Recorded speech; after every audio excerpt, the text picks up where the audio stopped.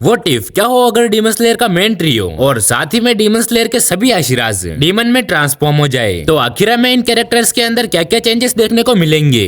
तो चलो सबसे पहले हम लोग मेन ट्रियो की बात करते हैं। तो चलो शुरुआत करते हैं अपने इनोस्के से। तो एक डीमन के फॉर्म में इनोस्के काफी ज्यादा पतला और काफी इपिक दिखेगा, और हालांकि अगर वो किसी फाइट में बहुत ही ज्यादा सीरियस हो जाएगा तो उसकी जो बॉडी होगी वो उसकी रियल बॉडी से 2 से 3 गुना ज्यादा बड़ी हो जाएगी, और उसकी जो रियल मसल्स होगी वो सबके सामने दिखाई देगी। और यहाँ पर हमें इनोस्के के फेस पर एक बहुत ही बड़ा बदलाव देखने को मिलेगा, जिसमें वो अपने बोर के मास्क को नहीं पहन पाएगा, बिकॉज उसका जो फेस होगा वो यहाँ पर पूरी तरीके से चेंज हो चुका होगा, जिसमें उसका आधा फेस बिल्कुल इंसान के जैसा होगा और वहीं दूसरी साइड में उसका आधा फेस एक डीमन बोर जैसा होगा, मतलब कि आधा इंसान और आधा जानवर। एक बेस्ट ब्रीथिंग यूजर के लिए ये फॉर्म बिल्कुल परफेक्ट है। तो डीमन इनोस्के अपने आप पर काफी ज्यादा शो अप करेगा, जिसमें वो अपने एब्स को बिल्कुल खुला रखेगा, साथ ही में वो नीचे फुल पैंट भी नहीं पहनेगा, ताकि वो अपनी मॉन्स्टर जैसी लेग्स को दूसरों को बता सके। और देखा जाए तो इनोस्के अपने आप में ही इतना मस्त होगा कि उसके पास 2 छोटे छोटे मिनियंस होंगे जो कि फाइट के दौरान इनोस्के की तारीफ करेंगे। लेकिन हाँ, यहाँ पर एक चीज काफी ज्यादा अजीब होने वाली है, मतलब कि इनोस्के को ये बर्दाश्त नहीं है कि कोई डीमन या फिर कोई इंसान उसके जितना पावरफुल हो और इनोस्के का सामना कर सके। तो इनोस्के डिस्ट्रिक्ट से डिस्ट्रिक्ट जाकर अपने लिए अपोनेंट को ढूंढता है और उन्हें कुछ ऐसा कहता है, सबका बॉस इनोस्के, सबका बॉस इनोस्के।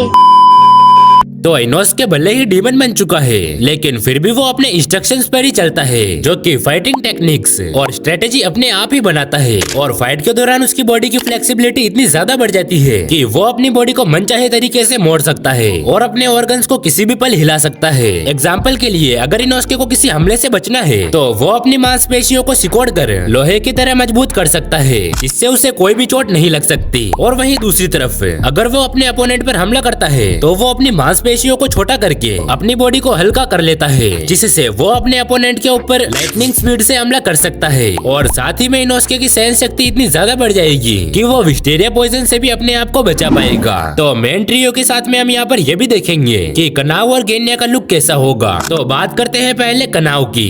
तो देखा जाए तो कनाव के जो हेयर होंगे वो यहाँ पर पर्पल कलर में ट्रांसफॉर्म हो जाएंगे, ताकि उसकी जो पर्पल कलर की ड्रेस है वो उससे मैच खा सके। तो देखा जाए तो यहाँ पर कनाव की जो पर्सनैलिटी होगी वो उसकी ह्यूमन पर्सनैलिटी से बिल्कुल अपोजिट होगी, मतलब कि यहाँ पर वो काफी ज्यादा इंटेलिजेंट और क्लीवर होगी, लेकिन साथ ही में वो काफी ज्यादा इमोशनल होगी और फाइट के दौरान अपने अपोनेंट के ऊपर बहुत ही जल्दी गुस्सा हो जाएगी। और डीमन बनने के बाद उसके मन में इंसानों के लिए बहुत ही ज्यादा नफरत आ जाएगी और उसका सिर्फ एक ही मकसद होगा कि पूरी ह्यूमन लाइफ को खत्म कर देना। खैर, बाकी डीमंस के कंपेयर में कनाव काफी ज्यादा पावरफुल होगी और उसका स्टेमिना भी काफी ज्यादा होगा, जिससे वो ज्यादा टाइम तक अपने अपोनेंट से बिना थके लड़ सकती है। और देखा जाए तो डीमन बनने के बाद कनाव की जो फिजिकल पावर होगी वो भी काफी ज्यादा बढ़ जाएगी, जिससे वो काफी ज्यादा ऊंचाई और दूर तक जंप कर पाएगी। और एक ह्यूमन की तरह कनाव अपने अपोनेंट के मूवमेंट को पहले ही जान पाएगी, और साथ ही में उसकी शार्प आइज और ब्लड डीमन आर्ट की मदद से उसकी देखने की कैपेसिटी और भी ज्यादा बढ़ जाएगी। और अपनी इस पावर की मदद से कनाव पहले ही ये अंदाजा लगा लेगी कि उसका अपोनेंट अब कौन सा अटैक करने वाला है, और ये पावर कनाव को किसी भी फाइट के दौरान सबसे बड़ा एडवांटेज देगी। और अगर कोई कनाव को हराना चाहता है तो उसे कनाव के ऊपर हर एक एंगल से हमला करना होगा, ताकि कनाव उसके अटैक से नहीं बच पाए। देखा जाए तो कनाव के अगेंस्ट होने वाली फाइट आसान नहीं होने वाली, बिकॉज उसे हराने के लिए कई आशिराज की जरूरत पड़ सकती है। खैर, तो चलो अब हम बात करते हैं तांजीरो कमाडो की।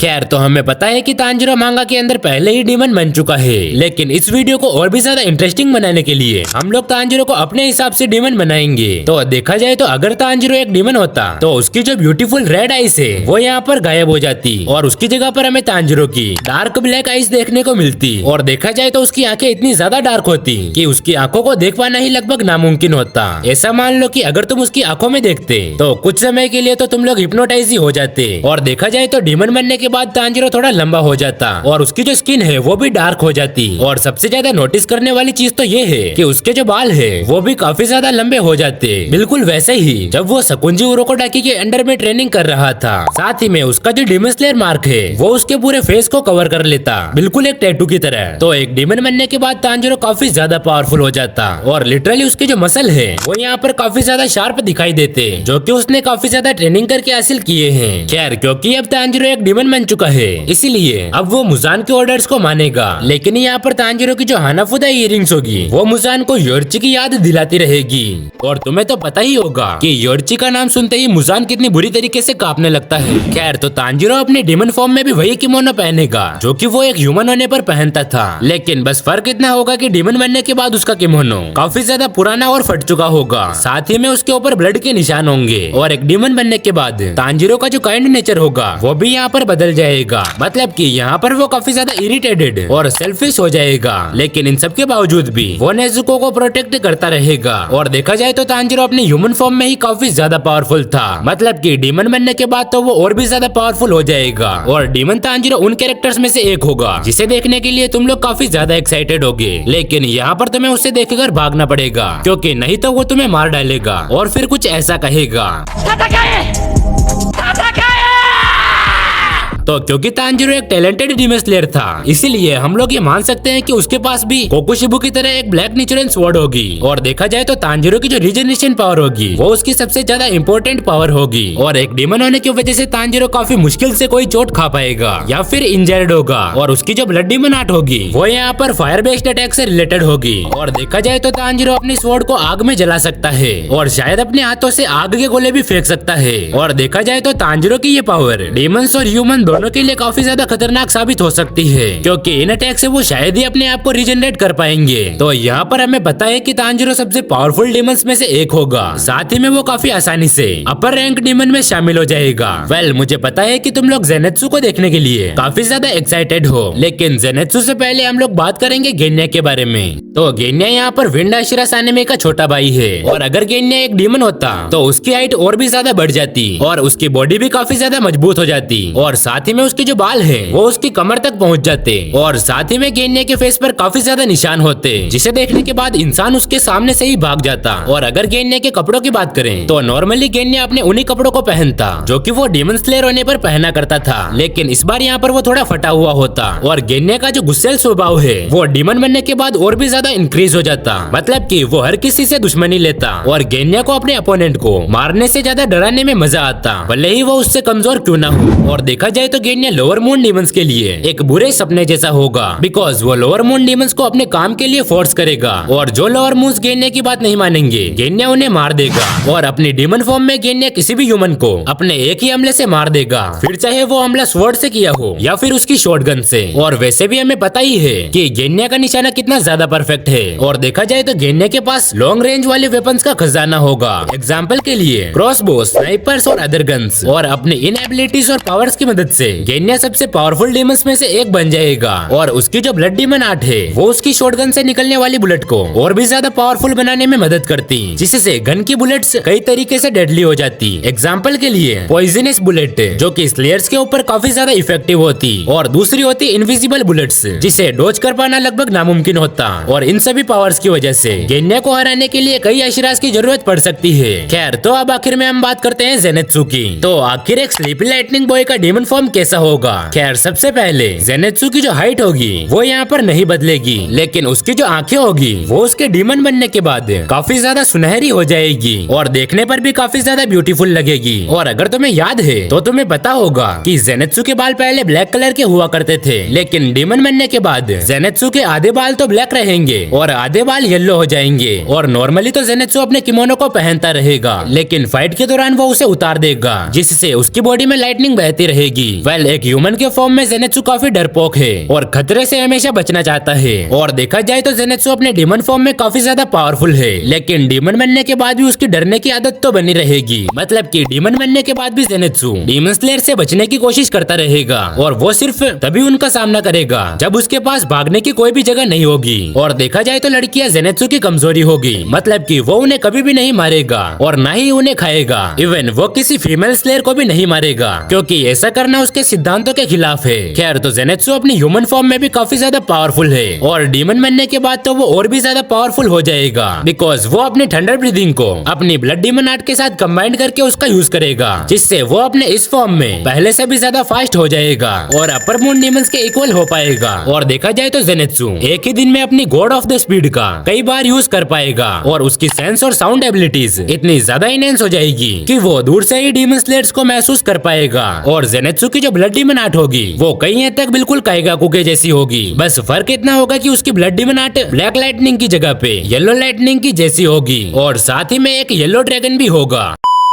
तो चलो अब हम बात करते हैं कि अगर डीमन स्लेयर के सभी आशिराज डीमन बन जाए तो हमें इनके अंदर क्या क्या चेंजेस देखने को मिलेंगे। अगर आशिरा की बात कर ही रहे हैं तो सबसे पहले बात करते हैं लव आशिरा की, जो कि है मित्सुरी। तो देखो मित्सुरी डीमन बनने के बाद लव ब्रीदिंग का यूज करती, जो कि उसने रेंगोकू से इंस्पायर होकर बनाई है। यहाँ पर अगर मैं बताऊं तो डीमन बनने के बाद मित्सुरी काफी स्ट्रॉन्ग होती और डीमन बनने के बाद मित्सुरी 12th किज़ुकी इसमें से एक होती। और अगर उसकी रैंक की बात करें तो वो होती नंबर 3 पर। नॉर्मली तो मित्सुरी का लुक काफी ब्यूटीफुल है, लेकिन डीमन बनने के बाद मित्सुरी का लुक थोड़ा बदल जाता और यहाँ पर डीमन बनने के बाद मित्सुरी का लुक कुछ ऐसा होता।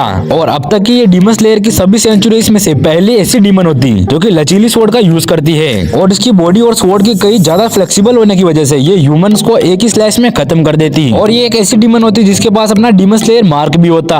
और यहाँ पर नेजुको और तांजिरो में से तांजिरो तो जिंदा रहता, लेकिन नेजुको शायद ही जिंदा रहती, बिकॉज इसका रीजन तुम जानते हो। और अगर यहाँ पर हम मित्सुरी की ब्लड डीमन आर्ट की बात करें तो वो अपनी ब्लड डीमन आर्ट से मैंस को हिप्नोटाइज करके उन्हें कंट्रोल कर लेती, लेकिन यहाँ पर उन्हें कंट्रोल करने के बाद मित्सुरी उनसे दोस्ती न करके उन्हें खत्म कर देती और उन्हें खा जाती। और मेंस को खाने की वजह से मित्सुरी की पावर और भी ज्यादा बढ़ जाती और यहाँ पर मित्सुरी लोअर मोन 3 कुराबा से भी ज्यादा पावरफुल बन जाती। लेकिन अगर हम इसके नेक्स्ट आशिरा की बात करें तो वो है शिनोबू। तो अगर शिनोबू डीमन होती तो वो क्या क्या करती? तो यहाँ पर शिनोबू एक इंसेक्ट आशिरा है और वो इंसेक्ट ब्रीदिंग का यूज करती है। और डीमन बनने के बाद शिनोबू की रैंक होती लोअर मून 2 और यहाँ पर शिनोबू अपनी बटरफ्लाई को डीमन में ट्रांसफॉर्म कर देती और उन्हें अपना डीमन पार्टनर बना लेती। साथ ही डीमन बनने के बाद शिनोबू के पीछे 2 पंख होते और साथ ही उसके नाखूनों में भी काफी ज्यादा पॉइजन भरा होता। और यहाँ पर मैं ये कहना चाहूंगा कि शिनोबू एक काफी ज्यादा डेविल डीमन होती, बिकॉज वो ह्यूमन को मारने के लिए अपने पॉइजन का यूज करती और ऐसे ही वो ह्यूमंस को खाकर अपनी पावर को और बढ़ा लेती और अपनी पॉइजन की रिसर्च को और भी आगे बढ़ा लेती। हाँ, शिनोबू फिजिकली थोड़ी वीक होती, लेकिन वो ह्यूमंस को मारने के लिए अपने पॉइजन का यूज करती, जो कि उसकी डीमन पावर का सबसे बड़ा जरिया होता।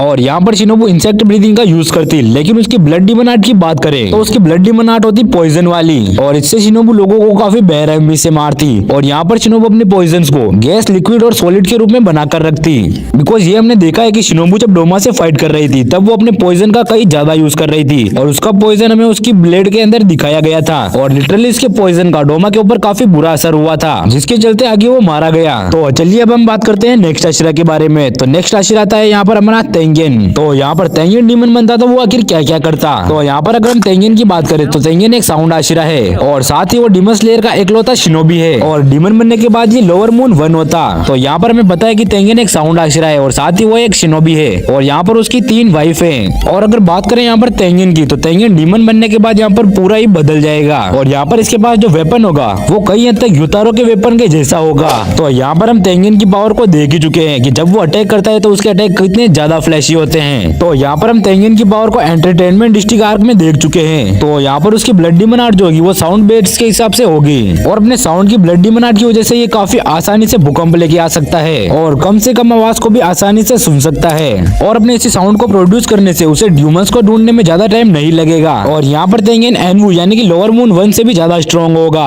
बिकॉज ऐसा इसीलिए क्योंकि तेंगेन ने अकेले ही यहाँ पर दाकी और योतारो को ओवरपावर कर दिया था। तो अब हम बात करते हैं ओबनाई की। तो ओबनाई यहाँ पर डीमन होगा तो वो होगा यहाँ पर अपर मून 6 डीमन। तो यहाँ पर हमें पता है कि ओबनाई जो है वो सर्पेंट ब्रीदिंग का यूज करता है। तो यहाँ पर डीमन बनने के बाद ओबनाई का लुक कुछ ऐसा होगा और यहाँ पर ओबनाई के गले पर जो स्नेक रहता था वो भी एक डीमन बन जाएगा, वो भी 2 मुंह वाला। और एक तरह से ओबनाई का जो डीमन स्नेक है वो उसका एक वेपन बन जाएगा। और सबसे बड़ी चीज अगर हम यहाँ पर ओबनाई की ब्लड डीमन आर्ट की बात करें तो वो होगी यहाँ पर डेड स्नेक पैनल और इसकी ब्लड डीमन आर्ट के इसका जो स्नेक होगा वो बैटल फील्ड में उतर जाएगा ओबनाई की हेल्प करने के लिए, जो कि बिल्कुल एक डीमन की तरह ही फाइट करेगा। और यहाँ पर ओबनाई की डीमन रैंक की जो पोजीशन होगी वो होगी यहाँ पर अपर मून 6, जो कि यहाँ पर योतारो और डाकी की पोजीशन है। तो यहाँ पर अब हम बात करते हैं ओबनाई के अलावा नेक्स्ट हाशिरा के बारे में, जो कि है रेंगोकू। अगर रेंगोकू डीमन होगा तो वो कैसा होगा? तो ये है अपना फ्लेम हाशिरा रेंगोकू, जिसका लुक कुछ ऐसा होगा और उसकी आंखें ब्लड शाइन वाली होगी। और यहाँ पर रेंगोकू का जो फ्लेम वाला कपड़ा होगा वो भी ब्लैक कलर का हो जाएगा। और यहाँ पर डीमंस में जो इसकी पर्सनैलिटी होगी वो काफी ज्यादा यूनिक होगी। और अगर यहाँ पर रेंगोकू की ब्लड डीमन आर्ट की बात करें तो वो होगी ओवर राउंड फ्लेम्स और रेंगोकू अपनी ब्लड डीमन आर्ट में फ्लेम को पूरी तरीके से कंट्रोल कर पाएगा। और यहाँ पर रेंगोकू की पूरी बॉडी में भी फ्लेम होगी। और यहाँ पर रेंगोकू की रैंक होगी अपर मून 5, जो कि इजीली ग्योको को डिफीट कर पाएगा। तो यहाँ पर हम बात करते हैं नेक्स्ट हाशिरा के बारे में, जो कि होगा अपर मून 4। और हाँ, ये जो बच्चा है ये यहाँ पर कोकुशिबु की जनरेशन का है। यस, मैं बात कर रहा हूँ म्यूचिरो की, जो कि सबसे यंगेस्ट हाशिरा है। और यहाँ पर डीमन बनने के बाद म्यूचिरो की रैंक होगी अपर मून 4। और यहाँ पर डीमन बनने के बाद म्यूचिरो के हेयर जो है वो व्हाइट हो जाएंगे और उसकी मसल और भी ज्यादा स्ट्रॉन्ग हो जाएगी। और यहाँ पर हमें ये पता है कि म्यूचिरो जो है वो ह्यूमन फॉर्म में भी काफी ज्यादा स्ट्रॉन्ग है, तो डीमन बनने के बाद वो लिटरली और भी ज्यादा स्ट्रॉन्ग बन जाएगा और यहाँ पर वो ह्यूमंस को खाकर अपनी पावर को और बढ़ा लेगा। और अगर डीमन बनने के बाद म्यूचिरो की ब्लड डीमन आर्ट की बात करें तो वो होगी मिस्ट ब्लड डीमन आर्ट, जो कि वो पूरी क्लाउड्स की होगी। मतलब कि वो अपनी ब्लड डीमन आर्ट में स्मोक का यूज करेगा और यहाँ पर म्यूचिरो अपने अपोनेंट्स को अपने इल्यूजन में फंसा लेगा और उन्हें आसानी से डिफीट कर देगा और यहाँ पर म्यूचिरो आसानी से नाकिमे को भी हरा पाएगा। तो यहाँ पर अब आता है अपना नेक्स्ट आशिरा, जो कि है ग्यू तोमियो का। तो यहाँ पर ग्यू अगर डीमन होता तो उसका नेचर आखिर कैसा होता? तो यहाँ पर हमें पता है कि ग्यू जो है वो तीसरा सबसे स्ट्रॉन्गेस्ट आशिरा है और यहाँ पर डीमंस में ग्यू की रैंक होती अपर मून 3 की और यहाँ पर ग्यू अपने बैटल एक्सपीरियंस की वजह से काफी पावरफुल डीमन होता और डीमन बनने के बाद ग्यू का लुक यहाँ पर कुछ ऐसा होता, जो कि यहाँ पर देखने में काफी ज्यादा डेविल जैसा है और यहाँ पर ग्यू अपनी डीमन पर्सनैलिटी के हिसाब से ह्यूमंस से काफी ज्यादा हेट करता और यहाँ पर डीमन ग्यू ह्यूमंस को मारने में बिल्कुल भी रहम नहीं दिखाता, लेकिन यहाँ पर अपना डीमन ग्यू किसी वीक ह्यूमन को न मारकर किसी स्ट्रॉन्ग ह्यूमन को ही मारता और ना ही उसे किसी और डीमन से कुछ लेना देना होता, बिकॉज उसका एटीट्यूड ही ऐसा है। और अगर हम यहाँ पर ग्यू की ब्लड डीमन आर्ट की बात करें तो उसकी वाटर ब्रीथिंग से ही बनेगी, जो कि होगी यहाँ पर डेड वाटर क्लो और यहाँ पर ग्यू अपनी ब्लड डीमन आर्ट से ह्यूमंस की बॉडी को पूरी तरीके से डिस्ट्रॉय कर देता और यहाँ पर डीमन बनने के बाद ग्यू की बॉडी में 60% वाटर होता और यहाँ पर कोई भी ह्यूमन अगर ग्यू को मारने की कोशिश करता तो वो उसे मार ही नहीं पाता, बिकॉज इन ह्यूमंस को अपने आप को खुद से भी ज्यादा स्ट्रॉन्ग बनाना पड़ता, बिकॉज यहाँ पर ग्यू ह्यूमन फॉर्म में ही काफी पावरफुल था। तो डीमन बनने के बाद तो उसकी पावर गजबी लेवल की हो जाती और हाँ, यहाँ पर ग्यू और अकाजा की पावर लगभग बराबर ही होती। तो चलिए अब बात करते हैं नेक्स्ट आशिरा के बारे में, जो कि होता अपर मून 2 और ये है सानेमी। और यहाँ पर सानेमी डीमंस रैंक में अपर मून 2 पर होता, जो कि किसी राक्षस से कम नहीं लगता और यहाँ पर सानेमी अपने सबसे पावरफुल स्टेट में होता, जो कि कुछ ऐसा दिखता है। तो यहाँ पर हम सानेमी की पूरी बॉडी को देख ही चुके हैं कि सानेमी की पूरी बॉडी पर कितने सारे स्लैशेस लगे हुए हैं और यहाँ पर कई बार तो सानेमी जब भी डीमन से फाइट करता है तो वो सिर्फ मजाक में ही लड़ता है, बिकॉज जब ने देखा था कि जब सानेमी को पता था कि नेजुको एक डीमन है तब उसने अपना ब्लड दिखाकर नेजुको को ब्लड के लिए तरसाया था। तो यहाँ पर अगर हम सानेमी की ब्लड डीमन आर्ट की बात करें तो वो होगी वाइंड सी और यहाँ पर ये अपनी ब्लड डीमन आर्ट से वाइंड से ऐसे स्लैशेस का यूज करेगा जिससे इसके अपोनेंट को भनक तक नहीं होगी और यहाँ पर सानेमी तूफान को भी कंट्रोल कर पाएगा और इसे तूफान का राजा भी कह सकते हैं। और यहाँ पर सानेमी जिन वेपन का यूज करेगा वो होगी विंड ब्लेड और विंड पंचेस, जो कि उसके लिए पूरी तरीके से एक डिफेंस का काम करेगी। लेकिन अगर यहाँ पर डोमा के कंपैरिजन में सानेमी को देखा जाए, मतलब कि दोनों के डीमन फॉर्म को अगर कंपैरिजन किया जाए तो यहाँ पर सानेमी का इम्पॉसिबल होगा डोमा को हराना। तो चलिए अब हम बात करते हैं अपने नेक्स्ट आशिरा के बारे में, जो कि है ग्योमे। अगर ग्योमे डीमन होता तो उसका नेचर कैसा होता? तो यहाँ पर हमें पता है कि ग्योमे करंट जनरेशन का सबसे पावरफुल आशिरा है और यहाँ पर हमें ये पता है कि ग्योमे एक ब्लाइंड आशिरा है, लेकिन फिर भी वो काफी ज्यादा स्ट्रॉन्ग है और यहाँ पर ग्योमे ने स्टोन ब्रीथिंग को मास्टर कर रखा है। लेकिन यहाँ पर ग्योमे किसी स्वॉर्ड का यूज नहीं करता, बल्कि ये काफी भारी भरकम और यूनिक वेपन का यूज करता है। और यहाँ पर ग्योमे की रैंक होती अपर मून 1 और यहाँ पर ग्योमे का लुक कुछ ऐसा होता और उसके पास इस बार अपनी खुद की आइस होती, जो कि कुछ शाइनिंग येलो कलर की होती। और यहाँ पर ग्योमे जो माला रखता है अपने पास वो उसके पास डीमन बनने के बाद नहीं होती। और यहाँ पर ग्योमे का जो स्वभाव होता वो बिल्कुल मुजान की तरह होता और यहाँ पर ग्योमे की जो पर्सनैलिटी होती वो उसके ह्यूमन लाइफ की तरह ही होती, लेकिन थोड़ा बहुत चेंजेस आ जाता। और यहाँ पर ग्योमे के ह्यूमन से डीमन बनने के बाद उसके पास अपनी ब्लड डीमन आर्ट और उसकी स्टोन ब्रीथिंग होती। और यहाँ पर ग्योमे की जो ब्लड डीमन आर्ट होती वो होती अर्थ मैनिपुलेशन और यहाँ पर ग्योमे अपनी ब्लड डीमन आर्ट से स्टोन गोलम्स को समन कर पाता, जिससे वो पूरी धरती को ही हिला कर रख देता। और यहाँ पर ग्योमे की जो सेंसर पावर है वो काफी ज्यादा बढ़ जाती। लेकिन अगर हम यहाँ पर ग्योमे और कोकुशिबु की स्ट्रेंथ की बात करें तो यहाँ पर कोकुशिबु की स्ट्रेंथ ग्योमे से कहीं ज्यादा है, बिकॉज कोकुशिबु भी अपने एरा का स्ट्रॉन्गेस्ट आशिरा हुआ करता था, साथ ही वो सेकंड स्ट्रॉन्गेस्ट ब्रीथिंग का यूज करता है और साथ ही यहाँ पर कोकुशिबु के पास लड़ने का कई सालों का एक्सपीरियंस है।